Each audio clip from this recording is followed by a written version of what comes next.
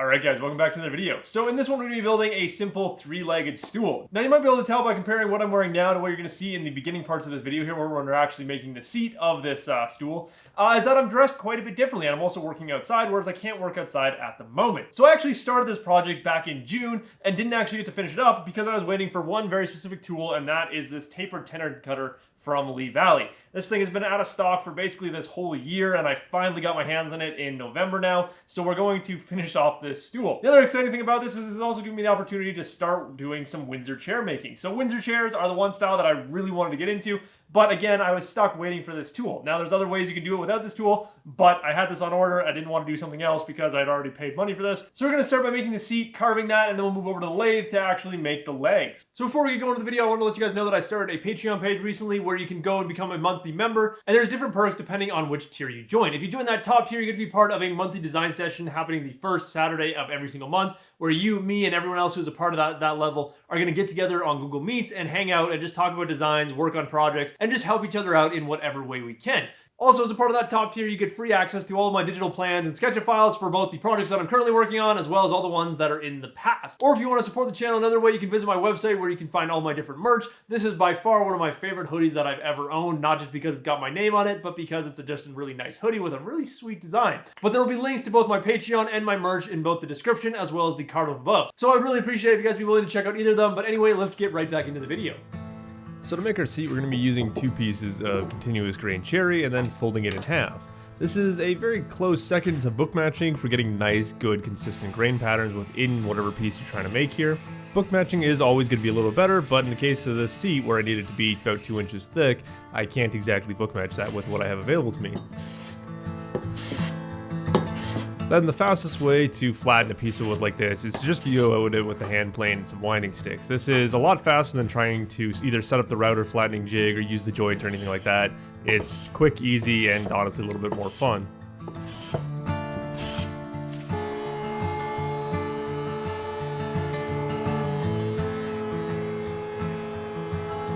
Two faces cleaned up, we can move over to the jointer, which will give us one perfectly square edge, and then from there we'll go over to the table saw and rip the other edge, again perfectly square, to the opposite edge.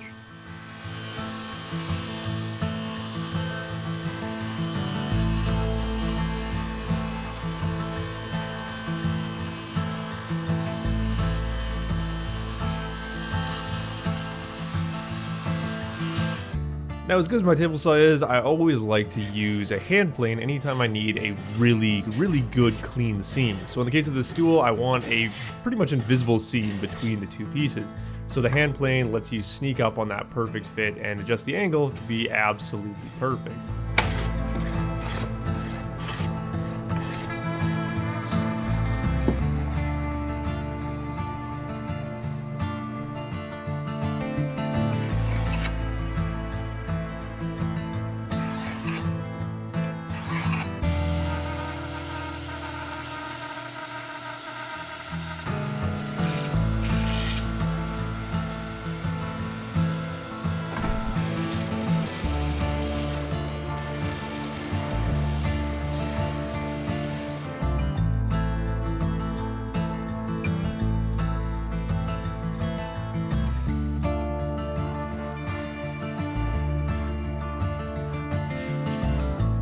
To drill the holes for my seat, I'm going to be using a method created by Greg Pennington where I'm using these two laser levels, one set at a perfect 90 degrees and one set at some random angle that I don't quite remember at the moment, to then drill a pretty nice straight hole.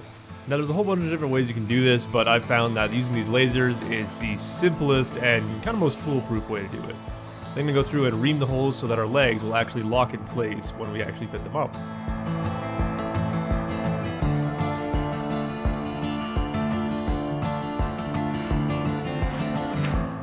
Because this was the first seat I was ever going to carve, I wanted to make sure I took the time to do as much layout as possible so that when I actually got the angle grinder going, it was a lot easier. So I drilled a whole bunch of guide holes down to the depths that I wanted to try and reach in all these different spots.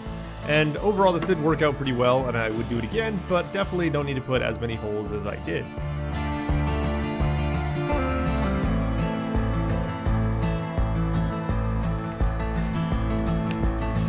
With all of our layout done, we can move over to the angle grinder, and this was honestly the most terrifying thing for me. I have never used an angle grinder before in my life. This was the first time, and an angle grinder honestly is one of my least favorite tools. But as I do more of it and use it more often, I think it'll be a little bit better.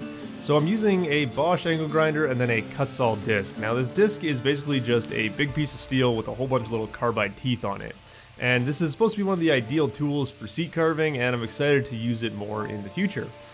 In this case, I found that it actually moved material pretty quickly. You can get a whole bunch of different grits of it. I know that there's super coarse and super fine versions. This one, I believe, is the medium grit, and it worked great for what I was doing here. And I think once we start doing some Windsor chairs in the future with some pine seats, it'll work even better.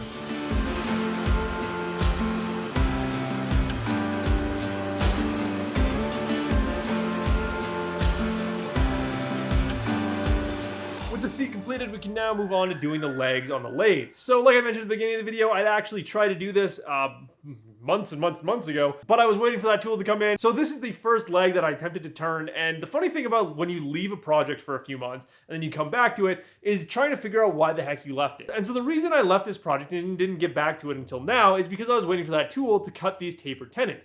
Now, this was my one attempt that I took at cutting the taper tenon, and surprisingly enough, it actually works, and it holds in there just fine, it locks in, and I'm not sure quite why I abandoned this project. I made this taper fully using the lathe, and so I'm not quite sure why I didn't just do all three legs like this, but I'm guessing it's probably just a case of I didn't think it was good enough, but looking at it now, it is more than good enough. Anyway, we now need to make 3 new legs, because this one I'm finding right now as I'm playing around with it is it's way too short. It's only about 20 inches long. I want this tool to be at least 24 inches tall because I'm a pretty tall guy and I like to not be sitting that close to the floor. And so because I'm building this for myself as a little bit of a more comfortable shop stool, I want to size it for myself specifically. Now for our legs, we're going to be using some 8-quarter hard maple. Now hard maple is the most common wood I've seen used for any kind of Windsor chair legs. For 2 reasons. One, it's super strong, just kind of it's a very tough wood, but it also turns super well because it has those really tightly packed grains. You can get really nice results right off the lathe by turning it.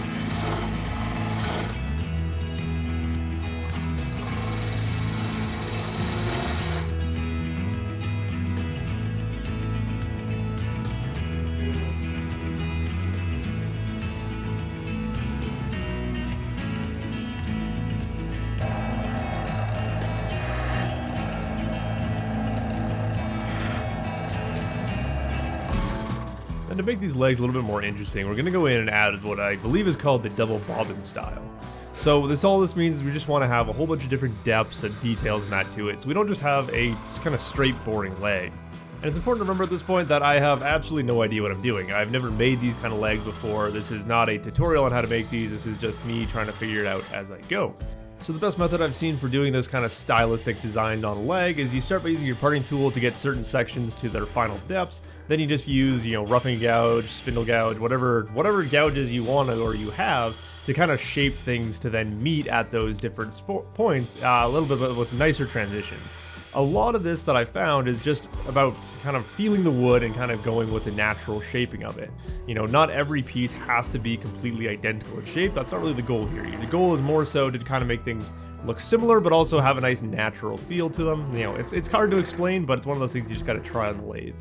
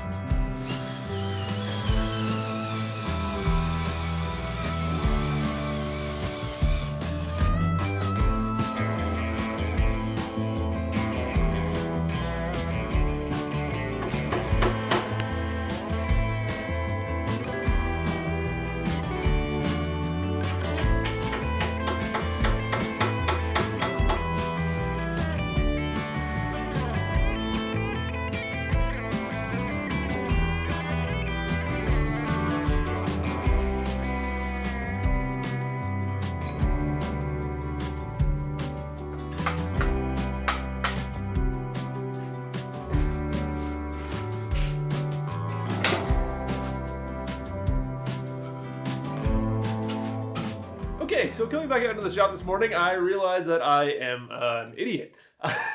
So the stool is all glued up and there's two big problems here. So last night I was working on this pretty late. I was really excited to, finally be getting this stool done. Like I said at the beginning of the video, I waited so long for that little tapered tendon cutter to finally get here, and I was so excited. I've had this seat sitting in my shop for months now, and I was just psyched to get this thing done. So I rushed it out last night, and I did not do a good job of it. So I had originally planned to be putting a cross piece going from our front support to our back leg here, just that way our back leg is a little bit more rigid. Right now we do have a little bit of flex to it. Overall, I think it'll be fine, but definitely the stool should have that piece going from the front to the back. That's the whole point of doing all this stuff, so that you have a little bit more of a rigid base. So that was one mistake that I can't go back and fix, and that's purely because of our second mistake, which is I used Titebond 3 for my glue up, not hide glue, like I should have used. For doing stuff like this, it makes more sense to use hide glue, purely because there's a lot of time and effort put into all these different components, and if they ever break, it'd be much better to just replace one piece rather than having to replace the whole thing. So for chair making, hide glue is what you want to use. I know that, and I was not thinking, because like I said, I was out here late last night,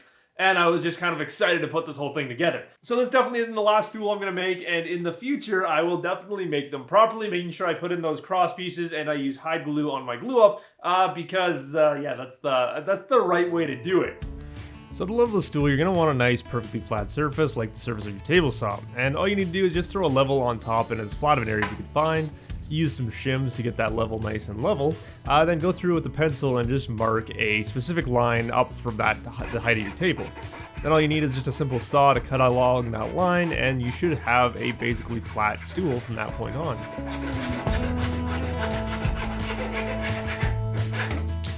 Then to fine tune it, just again going back to that flat surface with a piece of sandpaper, you can just grind down that foot till it sits a little bit more evenly.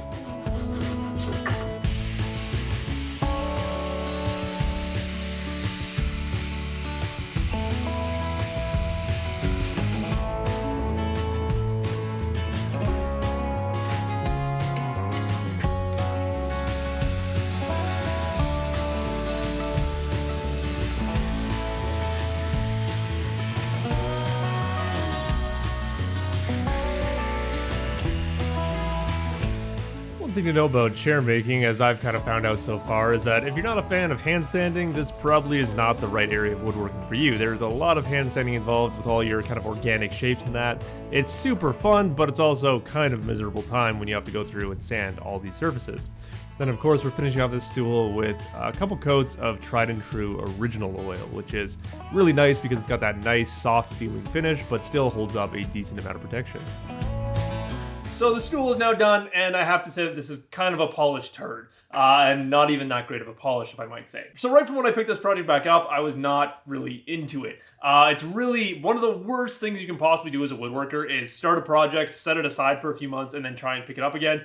Usually it's going to end up in a failure of a project, and you're not going to enjoy it, it's not going to be fun, and that's exactly what happened with this. That's exactly why I rushed through doing the legs and all that, because I just wanted to get this project done, because I have other stuff that I want to work on, and I just kind of felt like I needed to get this project done. Now, all the way through, I just planned for this to be a shop stool. I'm not planning to sell it, do anything with it. I just wanted to practice some of this stuff. Especially a few months ago, all I wanted to do was just try carving a seat with the angle grinder, and that was a very interesting thing. The only downside is now that I'm actually going to get back into making some Windsor chairs and that, and some more stools and that have this shaping to them, I don't remember anything that I learned while practicing with that angle grinder. So it's going to be kind of like going back to the starting point again. So you might be wondering, why did I just kind of stop and give up on certain areas and leave this as a kind of an unpolished turd? And the reason for that is actually it's a very good educational piece. Because this is just going to be a shop stool, I don't care that much about it. So I'd much rather leave certain things that I screwed up on here as visible things that I can visually tell that I screwed up on, so that when I'm actually working on a Windsor chair or a stool or something that I actually want to be good, I can look back at this and go, okay, what did I screw up on here? What can I do differently on this actual piece? So contrary to popular belief, it is actually good to have some bad pieces of woodworking around you at certain times to show you what actual mistakes you want to avoid. One of the biggest things here is the sanding job on the seat. The seat is absolutely horrible. There's scratch marks everywhere that I just could not get out. I worked on this thing for like a solid hour and a half, going between these little flexible sanding discs I bought for my drill, and doing a whole bunch of hand sanding, trying to follow the grain, all that kind of stuff. Now, there are some areas where I actually was able to do pretty good. And what I did differently in those areas that I didn't do on the rest of the seat is I went through every single grit each time. So I started by doing the angle grinder, removing a ton of material really fast. Then I hand sanded the whole thing with 80 grit, 120, 150, 180, and then I left it. And at that point, there was still a ton of scratches on it. Then when I picked this project back up, I bought these little foam pads for my drill that actually let you sand curves.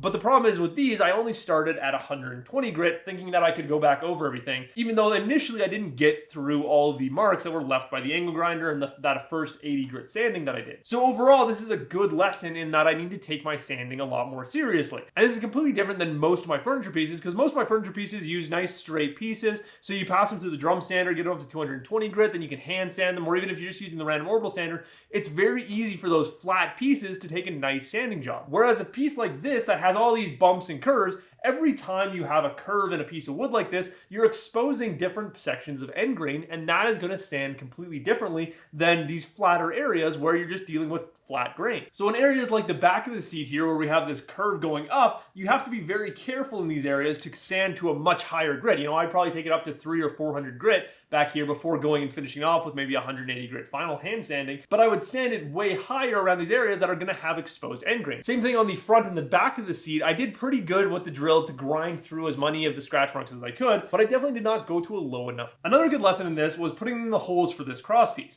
So when I tried to put in these holes, I tried to do it like I've seen on all the YouTube videos by all these people that are super experienced chair makers, where they just put the drill in and they just go for it. I use the laser level for guidance, all that kind of stuff, but I just kind of went for it, and I am not experienced enough to get that angle right. I need to take much more time when I'm doing that to set things up, get things held down nice and firmly, and get my body in the drill in a good orientation to actually drill that hole accurately. Because with this double bobbin style leg that I did here, I was not able to actually use the right size brad point drill bit. So I had to use a small one, then I had to try and enlarge the hole. Now that works, but also doesn't work, which led to some decent sized tear out on both of these holes, which again, does not look very good. Another good lesson on this is the fact that I completely forgot this middle piece in here, and I definitely should have done that. I don't know why I just glued this thing together without putting in that middle piece there, because it's kind of clear and obvious why you need it. Because if you just sit down on the stool, it's fine. But as soon as you start moving around, you can feel movement in this leg, which just means that eventually it's going to break. One day I'm going to sit down on it, that back leg is probably going to crack, I'm going to fall on my face, but it's a good thing to know here why you need those pieces. So anyways, guys, if you have a project that's just kind of sitting in the back corner of your shop, pull it out, finish it off. It doesn't have to be perfect. Just try and learn something from that project. It's better than having, you know, the ghost of a project floating around the back of your shop. So that is going to do it for this video, guys. As always, I do hope you enjoyed it, and I will see you in the next one.